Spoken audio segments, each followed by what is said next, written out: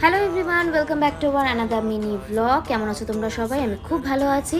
তো পুজোর পরে স্যালনে সেরকম অতটা চাপ নেই, তাই আমরা একটু তাড়াতাড়ি স্যালনটা বন্ধ করে দিয়েছিলাম কাল, আর চলে গেছিলাম একটু ডিনার ডেটে। তো কোথায় যাব ঠিক করতে পারছিলাম না, রাস্তায় বেরিয়ে দেখতেই পাচ্ছ হোটেল সার্চ করছি।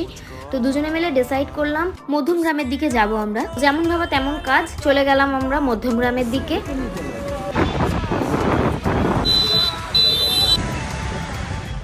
তো চলে এসেছি আমরা দেশি লেনে, এখানেই ডিনার করব আজকে আমরা। এটা ছিল ভেতরের অ্যাম্বিয়েন্স।